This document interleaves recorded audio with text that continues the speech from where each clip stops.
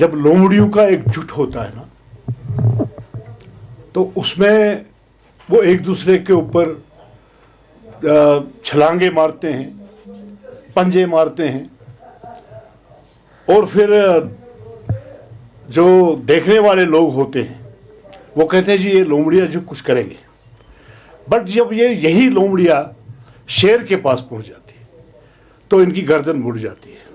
5 अगस्त 2019 को जो फैसला हुआ, जो नरेंद्र मोदी जी ने, अमित शाह जी ने फैसला लिया, दफा 370 को 35A को हटाया। अभी भी ये लोमड़ियों का जुट जो है, अभी भी ये लोगों को बेवकूफ बना रहे हैं कि हम जाए लड़ूंगी। मोहब्बत जी, क्यों आप लोगों को बेवकूफ बना रहे हो? आपने कहा था जब नरेंद्र मोदी जी ने 17 साल के बाद यहां सरपंच पंच इलेक्शन किए, आपने कहा मैं हिस्सा नहीं करूंगी इसमें, मैं इलेक्शन।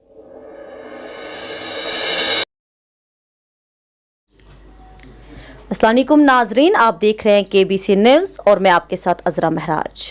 आज हमारे साथ जुड़ रहे हैं सोफ़ी यूसुफ साहब, जो कि वाइस प्रेसिडेंट है BJP जम्मू एंड कश्मीर के। अस्सलाम वालेकुम सर। सर, जो 24 तारीख को मीटिंग हुई थी मरकज़ी सरकार में के साथ, अगरचे दोनों साइड से खुले जहन से बातचीत हो गई, तो लोग उस जो मीटिंग मुनक्कद हुई थी वहाँ पे, तो लोग बड़ी बेसब्री से इंतज़ार कर रहे हैं उसके रिज़ल्ट्स आने के। और जैसे कि मोहम्मद यूसुफ तारिगामी साहब का कहना है कि हम यहाँ से जो गए थे दिल्ली मीटिंग अटेंड करने के लिए, बहुत ही हाई एक्सपेक्टेशंस थी हमारी, और जब हम रिटर्न आ गए तो बिल्कुल खाली हाथ आ गए। देखिए, मैं ज़रा जी आपको बताना चाहूँगा, जब लोमड़ियों का एक जुट होता है ना, तो उसमें वो एक दूसरे के ऊपर छलांगे मारते हैं, पंजे मारते हैं, और फिर जो देखने वाले लोग होते हैं वो कहते हैं जी ये लोमड़ियाँ जो कुछ करेंगे। बट जब यही लोमड़ियाँ शेर के पास पहुंच जाती है तो इनकी गर्दन मुड़ जाती है। मैं आपको बताना चाहूँगा, 5 अगस्त 2019 को जो फैसला हुआ, जो नरेंद्र मोदी जी ने, अमित शाह जी ने फैसला लिया, दफा 370 को 35A को हटाया। अभी भी ये लोमड़ियों का जुट जो है, अभी भी ये लोगों को बेवकूफ बना रहे हैं कि हम जाएंगे दिल्ली जी, वहां नरेंद्र मोदी जी को कहेंगे कि दफा 370 में वापस दो। ऐसी बात नहीं थी। नरेंद्र मोदी जी ने उनको इज्जत से इनविटेशन दी, बुलाया, कहा कि आप आइए, हम मिलके जम्मू कश्मीर के विकास को आगे बढ़ाएंगे, जम्मू कश्मीर के नौजवानों को रोजगार फराहम करेंगे, जम्मू कश्मीर को एक बहुत अच्छी स्टेट बनाएंगे। तो यहाँ से जब ये लोग चले गए, इन्होंने आपके पास भी बयान दे दिया, लोगों को भी बता दिया जी हम दफा 370 को वापस लाने जा रहे हैं। जब वहाँ पहुँच गए, जब नरेंद्र मोदी जी के, देश के प्रधानमंत्री जी के सामने ये बैठ गए, इनकी गर्दन ऐसे हो गई, टेढ़ी हो गई, ये वहां बोल नहीं सके। वहां हमारे नरेंद्र मोदी जी ने इनको कहा कि आप हमें बताइए कि जम्मू कश्मीर का अवाम तरक्की कैसे करेगा, डेवलपमेंट को कैसे हम आगे बढ़ाएंगे। इनको वो परेशानी नहीं है, इनको परेशानी है वही जो इन्होंने सियासत की है 47 से लेके आज तक, मजहब का तड़का डाल के। आज भी ये कहते हैं कि हम मजहब का तड़का डाल के सियासत करेंगे, बट जम्मू कश्मीर के अवाम, जम्मू कश्मीर के लोग जो है, उनको इन्होंने रिजेक्ट किया है। अब ये अपने आप को लीडर कहते हैं, मैं मानता हूँ, बट मैं उनको बताना चाहूँगा कि अगर नरेंद्र मोदी जी ने आपको खुली छूट दी कि मैंने सदन में बोला है कि हम स्टेटहुड को वापस देंगे, हम जम्मू कश्मीर का जो हमने यूटी बनाया है उसको हम स्टेटहुड वापस देंगे, तो आपको इस बात को दोहराने की क्या जरूरत है।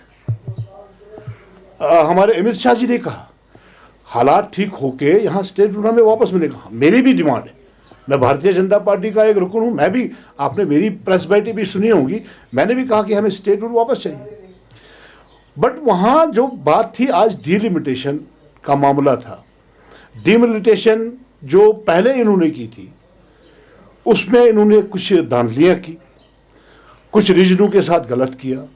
आज अगर डिलिमिटेशन की बॉडी जो है ऑटोनमस बॉडी बन चुकी है, उनको सुप्रीम कोर्ट ने राइट्स दिए हैं कि आप कर लीजिए, वो खुद इख्तियार बॉडी है। उन्होंने अगर कोई फैसला लिया होगा, 5-7 सीटें उन्होंने बढ़ाई होगी, तो उसमें इनको आपत्ति क्या।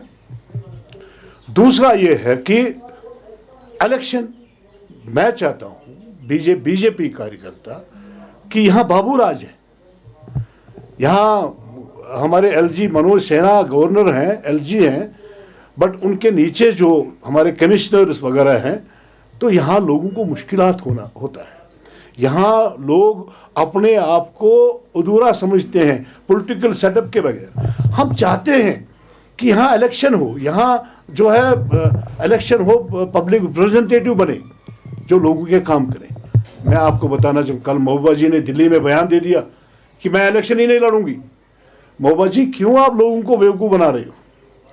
आपने कहा था जब नरेंद्र मोदी जी ने 17 साल के बाद यहाँ सरपंच इलेक्शन किए, आपने कहा मैं हिस्सा नहीं करूंगी इसमें, मैं इलेक्शन नहीं लड़ूंगी, और आपने सबसे ज़्यादा आपने 5 सरपंच बनाए।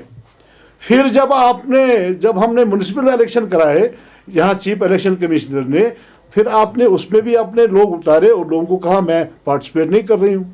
उसके बाद बीडीसी के बन गए, मैं बताऊंगा महबूबा जी के कितने बीडीसी मेंबर्स हैं। उसके बाद अगर जम्मू कश्मीर को पंचायत राज बना दिया, यहाँ डीडीसी इलेक्शन हुए, तो मुझे बताइए महबूबा जी के कितने डीडीसी मेंबर्स। अब ये कह रही है कि मैं इलेक्शन नहीं लड़ूंगी, ये लोगों को बेवकूफ़ बना रही है। मैं यही कहना चाहूँगा आपकी वसात से आवाम को, पब्लिक को, कि ये धोखा देते हैं आवाम को।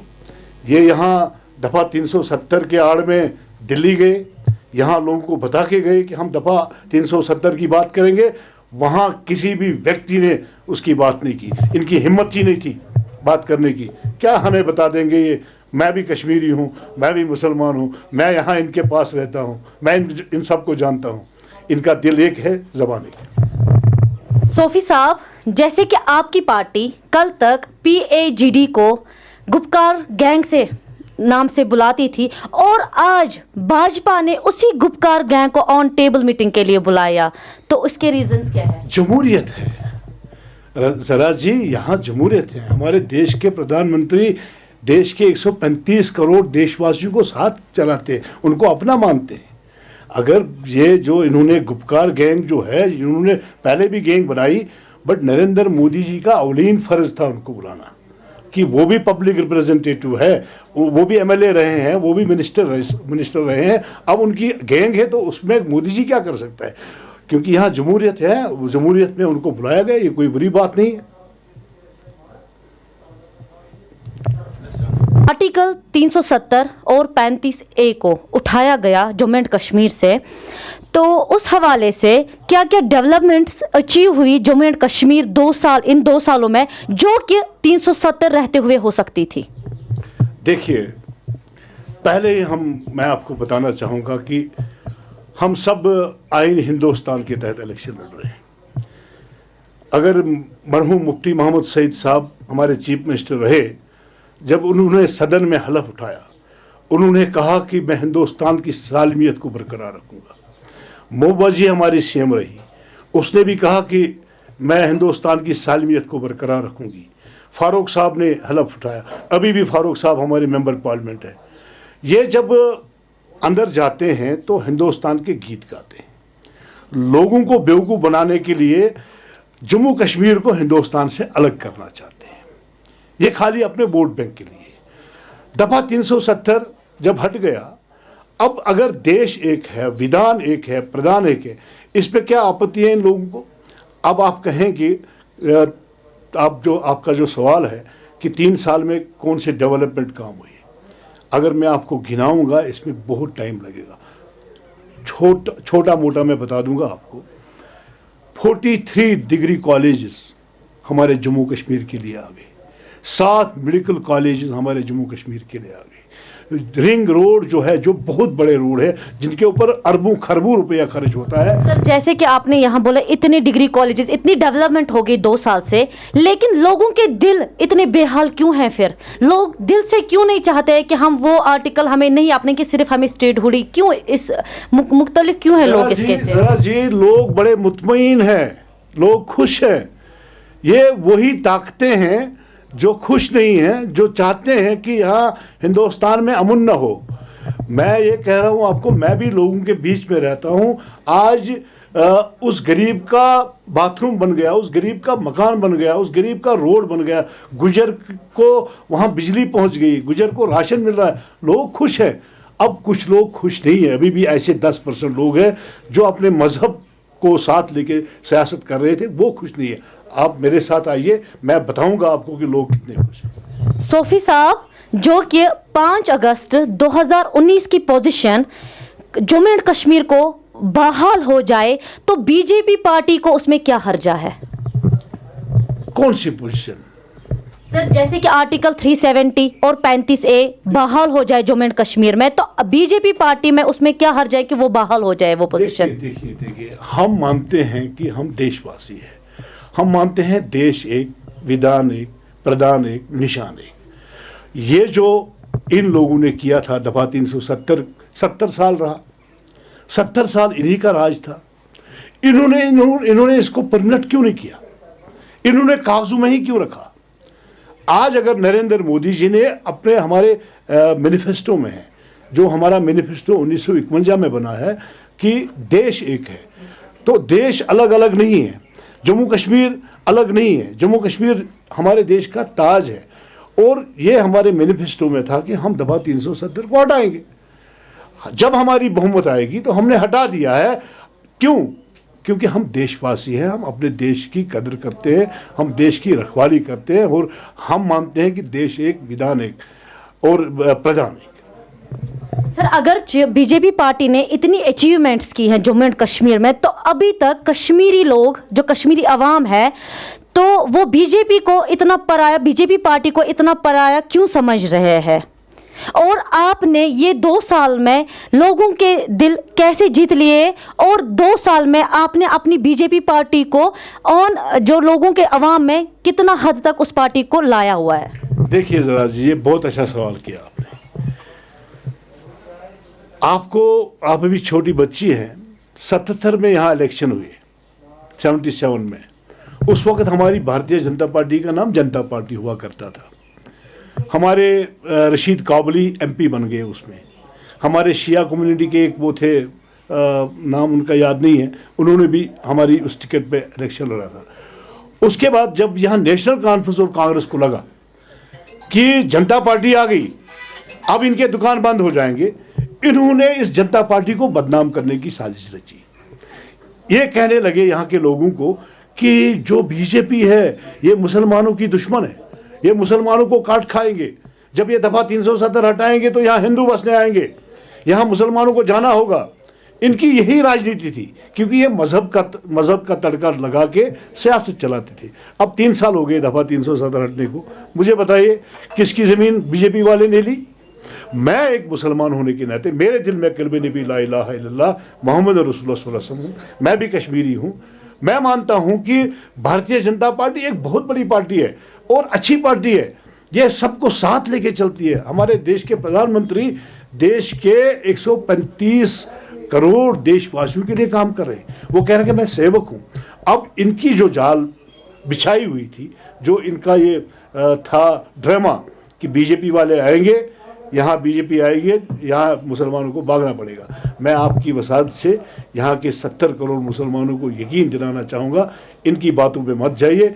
बीजेपी के जितने भी लीडर्स हैं पूरे देश में, वो अवाम के नौकर हैं। हम अवाम की नौकराजी करते हैं। सर, बहसत कश्मीरी, आप ये लीडरशिप को एक साइड से रखते हुए बहसत कश्मीरी, आपको लग रहा है कि आप अगर भाजपा की सरकार आएगी स्टेटहुड को वापस लेके, विदाउट आर्टिकल 370 और 35A, आप वो कनेक्टिविटी लोगों में ला पाएंगे, आप उनको कन्विंस कर पाओगे, आप उनके दिल जीत पाओगे? बहसते कश्मीर, ये सवाल मैं आपसे अरे कर रही हूं। मैं वही कह रहा हूँ, कोविड में 2020 में कोविड था, आया, 21 में भी है।